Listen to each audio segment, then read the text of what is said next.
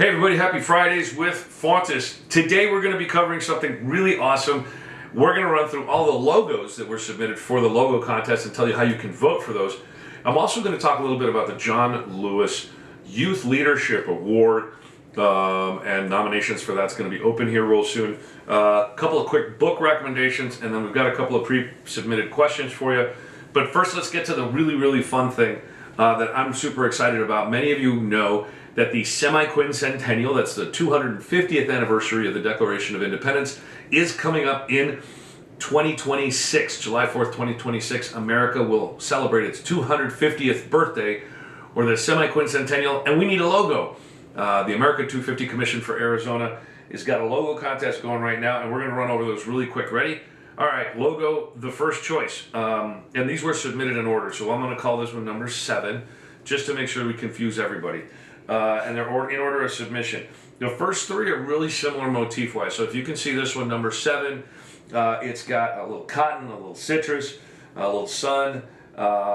Very nice, very straightforward. It's brown, which is cool. And then let's go to the second one, entry number 8. Entry number 8, you kind of add a little river motif in there, which is really nice. So that's the second entry. And then number 10, and these are, I'm giving you numbers in order of submission. The third one is number 10. Again, it's got it's got all 5 of the C's, right? Cattle, climate, citrus, copper, cotton. Did I miss one of the 5? I don't know. I may have listed them. Anyway, they're on there. Then entry number 19 from the original list is this one right here. A little America 250 banner across the top and the state with the flag. Very straightforward. Entry number 20 has been interesting. This is the 5th of the 10 that we're going to see. A little asymmetrical, kind of reminiscent a bit of some of the native art that we see here in Arizona. I think really wonderful piece. Okay, let's go to entry number 21. This is the 6th one on the choices. This one's got sort of the saguaros in silhouette. We might have to add America 250 in there somewhere. In the bottom there's a little space for it. We'll figure that out. But this is the 6th entry. The 7th entry goes in a very different direction. This one is red, white, and blue. And it's the shape of the state. 250 right across the front, USA. 1776, 2026, kind of putting it out there. That one's kind of fun. Entry 26. This is the 8th entry on the ballot. This one is just kind of very straightforward. It's got a nice red, white, and blue color scheme to it. Saguaro in the middle, America 250 across the bottom, really cool. The second to last entry is entry number 27. This one is very kind of Arizona theme to it. You just look at it and it looks like Arizona, right? Big saguaro in the middle, big sun shining right there with some mountains, real cool. And then the last one, which was the 41st entry that we got in the original list, is the last one on the list. This is a really kind of old-fashioned looking, out western, kind of cowboyish motif.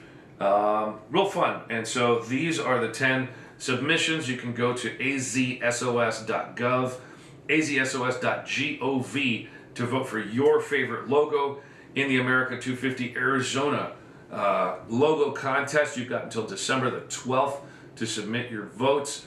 Get online, azsos.gov, before December 12th to vote. We're also going to put a link here on the YouTube, there, down there, whatever, the comments or whatever. All right, the 2024 John Lewis Youth Leadership Award. Let me read something real quick. This is established by the National Association of Secretaries of State in 2021. It seeks to honor the exemplary efforts of young Arizonans who embody the spirit of leadership, justice, and community service that Congressman John Lewis championed in his lifetime.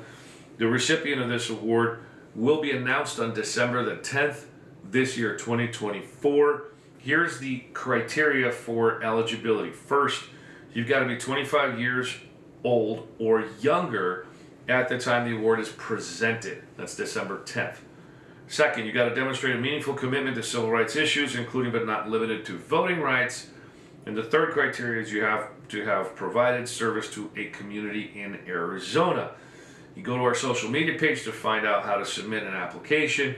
or nomination for someone that you know who fits this criteria, that would be awesome. The more applications we have, the bigger choices we've got. And so the 2024 John Lewis Youth Leadership Award will be announced December the 10th. Okay, we're going lickety split today. I'm super excited about that. We've got 2 books that we want to recommend, given that it was Veterans Day just this last week. And the first book is from the Arizona Talking Book Library. They recommend this book. Now, here's the fun thing about the Talking Book Library. It serves thousands and thousands of Arizonans every year, getting books out and back to folks who have a variety of different disabilities or special needs.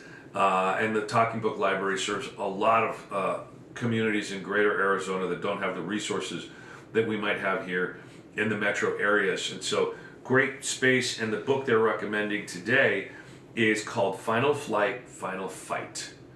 The subtitle is My Grandmother, the Wasp, and Arlington National Cemetery. Now, by WASP, she may have been a white Anglo-Saxon Protestant, but that's not the WASP we're talking about. We're talking about the Women Auxiliary Supply, the Women's Air Force. Air Service. The Women's Air Service pilots from World War II. Because there were a lot of women that flew planes in World War II that needed to fly planes, for example, back and forth inside the continental United States, delivering those airplanes from the factories to the spaces where folks were going to take them off and go to war. Anyway, this was written by Erin Miller, and because it's a Talking Book Library book, Doris Walker did the narration on it.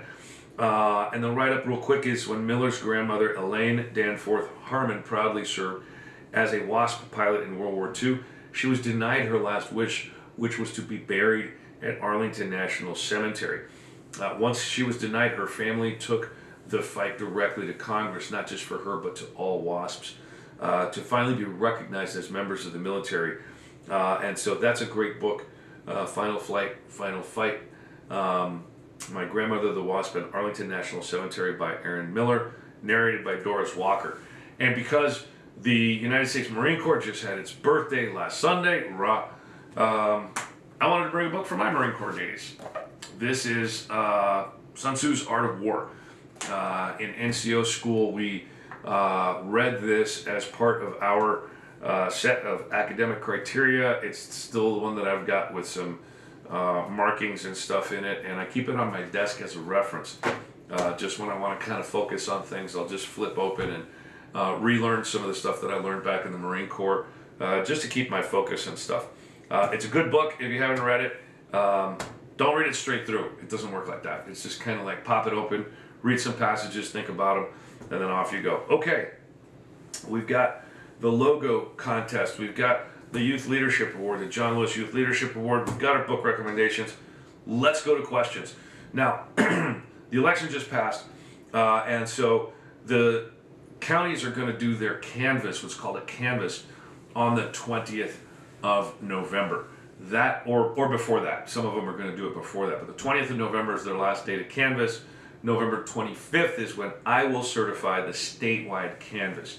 And I only certify the canvasses on federal races, because that's the whole state, state races, which include statewide offices like the Corporation Commission, legislative districts for state senate and state house, things like that. So if it's a state race, then I certify, but I've got to do it because many of those districts fall into more than one county, so we've got to compile those numbers. So we get official numbers on the 20th. We have a few days to put them together. I will certify the state canvass on November 25th, and then after that, eventually the governor will issue a certificate of ascertainment and send the electors off to the Electoral College for the presidency. We'll report a bunch of the other stuff. So, election questions. First of all, can we demand a hand recount or a hand count of ballots? The answer is yes, you can demand whatever you want. Whether or not it happens is a different question. A lot of people have sued saying that we should hand count all of our ballots. If that was the case, we would probably be counting until mid-January, early February at the earliest. So that's why we don't hand count ballots in Arizona, and the courts have disallowed it. So the answer to the question is yes, you can demand a hand count ballot, but demanding something doesn't mean you're going to get it. So that's the answer to question number one. Question number two, how are there more votes for Senate candidates than for presidential candidates? Well, a lot of people didn't like either one of our presidential candidates, and so they voted for Senate and other candidates. That's how this works. You don't have to vote for every election on your ballot. Some people leave judges blank. Some people don't vote for anyone. They just send it in with a little piece of art written in the margins or something, which we don't recommend at all. That's just the way it works. You get to vote for who you want to vote for, and I guess if this is a correct assertion, and there were more votes for Senate than for president in Arizona, so be it. That's just the way the numbers play out. So that's how, because that's how people voted, and we're just going to report the numbers. So the good thing is Arizona's got 100% paper ballots, and so when they do the hand count audits, county by county, they can make sure that they're auditing to get those numbers locked in. So don't forget to vote in the logo contest. We ran through all those logos a bit. azsos.gov is the place. There's a link below to get to the logo contest. Also, if there's anyone you think is going to be a good selection for the John Lewis Youth Leadership Award for 2024 from the National Association of Secretaries of State, we would love to be able to present one of those awards. Please send us your submissions as quickly as possible.